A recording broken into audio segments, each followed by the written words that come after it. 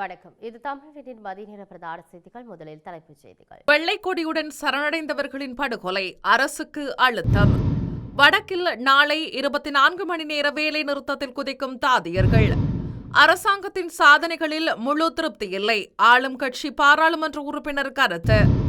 அத்தியாவசிய உணவுப் பொருட்களின் விலை, அரசின் அதிரடி நடவடிக்கை. சபையில் இடையூறு செய்தால் வெளியேற்றப்படுவீர்கள், சபாநாயகர் கடும் எச்சரிக்கை. வாகன திருட்டு குறித்து வெளியான அதிர்ச்சி தகவல். உயர்தர பரீட்சை முடிவதற்கு முன்னதாகவே மதிப்பீடு, வெளியான அறிவிப்பு. இன்ஃபுளுவென்சா காய்ச்சலால் முதல் மரணம், கனடா அல்பர்டாவிற்கு எச்சரிக்கை. தொடர்பான விரிவான செய்திகள்.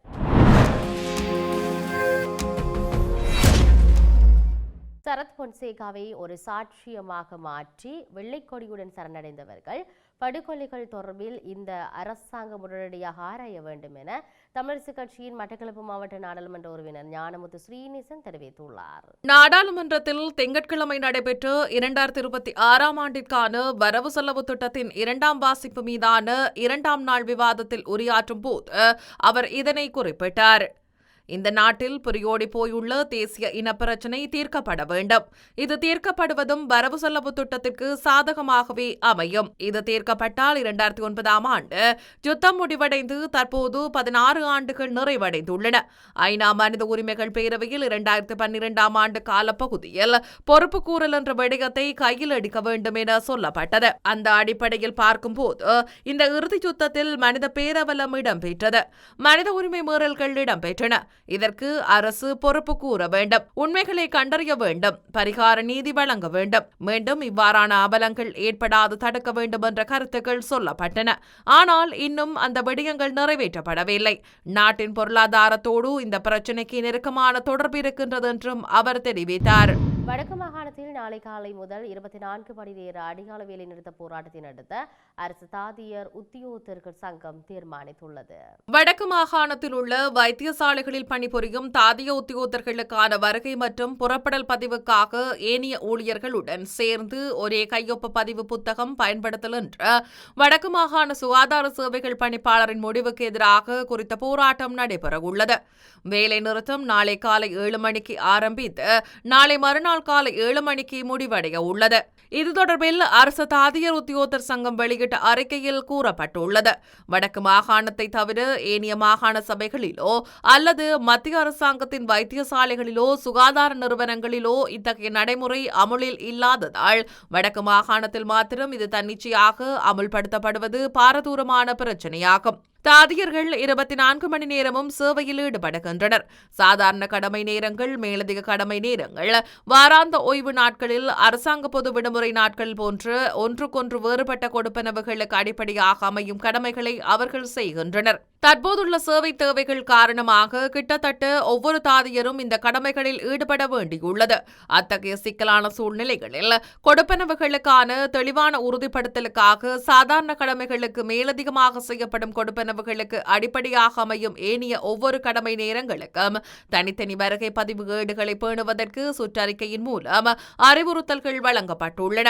நிலைமை இவ்வாறு இருக்க அனைத்து ஊழியர்களும் ஒரே வருகை பதிவேட்டில் கையொப்பமிடுவதால் பல்வேறு கடமை நிலைகளை இலகுவாக அடையாளம் காண்பது ஒரு பாரிய பிரச்சினை என்பதை சுட்டிக்காட்டுகிறோம். இதனால் சேவை தேவையின் பேரில் செய்யப்படும் மேலதிக கடமைகளுக்கான உரிய கொடுப்பனவுகளை கூட இழக்கும் அபாயம் உருவாகலாம் என்பதும் தெளிவாகின்றது. அரசாங்கத்தின் தற்போதைய செயல்பாடு குறித்து தாம் முழுமையாக திருப்தி அடையவில்லை என ஆளும் கட்சியைச் சேர்ந்த நாடாளுமன்ற உறுப்பினர் ஜஹத் மனுவர்னா தெரிவித்துள்ளார். நாடாளுமன்றத்தில் நேற்று அவர் இதனை வெளிப்படையாக தெரிவித்தார்.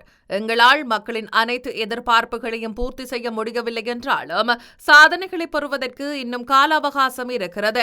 அத்துடன் மக்கள் சீர்திருத்தங்களுக்காக அவசரப்படவில்லை என்றும் அவர் தெரிவித்தார்.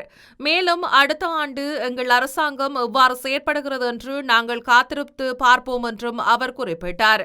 எவ்வாறாயினும் ஆளும் கட்சிக்குள் நிலவும் அதிருப்தியின் ஒரு பகுதியையே அவரது இந்த கருத்து வெளிப்படுத்தியுள்ளதாக அரசியல் அவதானிகள் தெரிவிக்கின்றனர். அத்தியாவசிய பொருட்களின் விலையை குறைத்து நாட்டு மக்களுக்கு நிவாரணம் வழங்க நடவடிக்கை எடுக்கப்படும் என வர்த்தக மற்றும் உணவு பாதுகாப்பு அமைச்சர் வசந்த சமரசிங்க தெரிவித்துள்ளார். அதற்கமைய 2026 ஆண்டிற்கான பாதீடு மக்களுக்கு பயன் தருவதாகவே அமையும் என்றும் அவர் சுட்டிக்காட்டியுள்ளார். நாடாளுமன்றத்தில் இடம்பெற்ற 2026 ஆண்டிற்கான பாதீட்டின் 2ஆம் வாசிப்பு மீதான 2ஆம் நாள் விவாதத்தில் உரையாற்றும் போது அமைச்சர் இதனை குறிப்பிட்டார். 2026 ஆண்டிற்கான பாதீடு சர்வதேச நாணய நிதியத்தின் பாதீடு என்று எதிர்க்கட்சிகள் விமர்சிக்கின்றன. ஊழல் மோசடிக்கான பிணைமுறி மோசடிக்கு அடிக்குறிப்பு எழுதியவர்களே இந்த விமர்சனங்களை முன்வைப்பதாகவும் அவர் குறிப்பிட்டுள்ளார். நாட்டில் ஊழல் மோசடிக்கு எதிராக நடவடிக்கைகளை எடுத்துள்ளதால் எதிர்க்கட்சிகள் அரசாங்கத்தின் மீது பல்வேறு குற்றச்சாட்டுகளை முன்வைப்பதாகவும் அவர் சுட்டிக்காட்டியுள்ளார். தேசிய உற்பத்திகளை அதிகரித்து மக்களுக்கு நிவாரணம் அளிக்க நடவடிக்கை எடுக்கப்படுகிறது. அதற்கமைய அத்தியாவசிய உணவுப் பொருட்களின் விலைகளை குறைப்பதற்குரிய நடவடிக்கைகள் எடுக்கப்பட்டுள்ளதாக அமைச்சர் வசந்த சமரசிங்க தெரிவித்துள்ளார். அத்துடன் பொருளாதார முகாமைத்துவத்திற்கான நடவடிக்கைகள் சிறந்த முறையில் மேற்கொள்ளப்பட்டுள்ளதால் 2028 ஆண்டு முதல் அரச முறை கடன்கள் மீளச் செலுத்தப்படும் என்றும் வர்த்தகம் மற்றும் உணவு பாதுகாப்பு அமைச்சர் வசந்த சமரசிங்க தெரிவித்துள்ளார். சபையில் தொடர்ந்து இடையூறு ஏற்படுத்திக் கொண்டிருந்தால் சபையிலிருந்து வெளியேற்ற நேரிடும் என்று சபாநாயகர் ஜகத் விக்ரமரத்ன, எதிர்க்கட்சி உறுப்பினரான சுஜீவ சேனாசிங்க மற்றும் சுயேட்சை குழு உறுப்பினர் அர்ஜுனா ராமநாதன் ஆகியோரை கடுமையாக எச்சரித்துள்ளார். பாராளுமன்றத்தில் நேற்று வரவு செலவு திட்டத்தின் 2ஆம் நாள் விவாதத்தின் போது அமைச்சர் வசந்த சமரசிங்க உரையாற்றுகையில் சுஜீவ சேனசிங்க மற்றும் அர்ஜுனா ராமநாதன் ஆகியோர் தொடர்ச்சியாக ஒழுங்கு பிரச்சினைகளை எழுப்பிக் கொண்டிருந்த போதே சபாநாயகர் இவ்வாறு எச்சரித்தார். அமைச்சர் வசந்த சமரசிங்க வெளியிட்ட கருத்துக்கள் தொடர்பில் சுஜீவ சேனசிங்க ஒழுங்கு பிரச்சனையை எழுப்பி எழுந்த போது உங்களின் பெயர் குறிப்பிடப்படவில்லை, இதனால் ஒழுங்கு பிரச்சனையை எழுப்ப முடியாது என்று சுஜீவ சேனசிங்கவிற்கு சபாநாயகர் கூறினார். எனினும் சுஜீவ சேனசிங்க தொடர்ந்தும் எழுந்து ஒழுங்கு பிரச்சனையை எழுப்பிக் கொண்டிருந்தார். இவ்வேளையில் தயவு செய்து நீங்கள் அமர்ந்து கொள்ளுங்கள், நீங்கள் இங்கே இடையூறுகளை ஏற்படுத்திக் கொண்டிருந்தால் உங்களை வெளியேற்ற நேரிடும் என்றும் எச்சரித்தார். இதேவேளை அர்ச்சுனா ராமநாதனும் தொடர்ந்தும் ஒழுங்கு பிரச்சனையை எழுப்பிக் கொண்டிருந்தார். அது ஒழுங்கு பிரச்சனை அல்ல, இதனால் அமைச்சரவை தொடர்ந்தும் பேசுமாறு சபாநாயகர் கூறிக்கொண்டிருந்தார். இந்நிலையில் தொடர்ந்தும் அர்ஜுனா ஒழுங்கு பிரச்சனையை எழுப்பிக் கொண்டிருந்த போது நீங்களும் இடையூறு ஏற்படுத்திக் கொண்டிருந்தால் இங்கிருந்து வெளியேற்ற நேரிடும் என்றும் சபாநாயகர் கூறினார். கொழும்பு நகரம் உட்பட மேல் மாகாணத்தில் திருட்டுச் சம்பவங்கள் அதிகரித்துள்ளதாக காவல்துறையினர் தெரிவித்துள்ளனர். இந்த நிலையில் மோட்டார் சைக்கிள்கள் மற்றும் முச்சக்கர வண்டிகள் இவ்வாறு திருடிச் செல்லப்படுவதாக தெரிவிக்கப்படுகின்றது. இது தொடர்பில் காவல்துறையினருக்கு அதிகளவான முறைப்பாடுகள் கிடைத்துள்ளதாக தெரிவிக்கப்பட்டுள்ளது. இந்த நிலையில் கடந்த 8ஆம் திகதி மற்றும் 9ஆம் திகதிகளில் மாத்திரம் மேல் மாகாணத்தில் 10 மோட்டார் சைக்கிள்களும் மற்றும் 3 முச்சக்கர வண்டிகளும் இவ்வாறு திருடப்பட்டுள்ளதாக காவல்துறையினர் தெரிவித்துள்ளனர். இது தொடர்பில் விசாரணைகளை மேற்கொள்வதற்காக விசேட விசாரணை குழுக்கள் ஈடுபடுத்தப்பட்டுள்ளதாக தெரிவிக்கப்பட்டுள்ளது. இந்த விடயத்தை காவல்துறை ஊடக பேச்சாளரும் மற்றும் உதவி காவல்துறை அத்தியட்சருமாக FU வூட்லர் தெரிவித்துள்ளமை குறிப்பிடத்தக்கது. உயர்தர பரீட்சைகள் முடிவதற்கு முன்னதாகவே மதிப்பீட்டு பணிகளை ஆரம்பிக்க திட்டமிட்டுள்ளதாக பரீட்சைகள் திணைக்களம் தெரிவித்துள்ளது. அதன்படி 2025 உயர்தர பரீட்சையின் பெறுபேறுகள் காலதாமதம் இல்லாமல் விரைவில் வெளியாகும் என எதிர்பார்க்கப்படுகின்றது. 2025 ஆண்டிற்கான கல்வி பொதுச் சான்றிதழ் உயர்தர பரீட்சை நேற்று ஆரம்பித்திருந்த நிலையில் எதிர்வரும் டிசம்பர் மாதம் 5ஆம் திகதி வரை நடைபெறவுள்ளது. இது தொடர்பாக கருத்து வெளியிட்டிருக்கக்கூடிய பரீட்சைகள் ஆணையாளர் நாயகம் இந்திக குமார் எலியனிகே சரியான நேரத்தில் பரீட்சை தொடங்கியதுடன் அனைத்து பரீட்சை மையங்களிலும் எந்த இடையூறும் இல்லாமல் பரீட்சை வழக்கம் போல் நடத்தப்பட்டது. தற்போது பரீட்சை முடிவுக்கு முன்னர் மதிப்பீடு நடவடிக்கைகளை தொடங்க நாங்கள் திட்டமிட்டுள்ளோம். மாணவர்களுக்கு சொல்ல வருவது என்னவென்றால் திட்டமிட்ட அட்டவணையை சரிபார்த்து பரீட்சை தொடங்குவதற்கு 1 மணி நேரத்துக்கு முன்பு நியமிக்கப்பட்ட பரீட்சை மையத்திற்கு செல்லுங்கள். அனுமதிச் சீட்டை எடுத்துச் சென்று உங்களுக்கு ஒதுக்கப்பட்ட இடத்தில் 1/2 மணி நேரத்துக்கு முன்பே இருக்கையில் அமருங்கள் என்றும் அவர் தெரிவித்தார். கனடாவின் ஆல்பர்டா மாகாணத்தில் இந்த ஆண்டின் காய்ச்சல் பரவும் காலப்பகுதியில் முதல் மரணம் பதிவாகியுள்ளது. குறித்த மாகாணத்தில் உள்ள 60 வயதுகளில் உள்ள ஒருவர் இன்ஃபுளுவென்சால் உயிரிழந்துள்ளார்.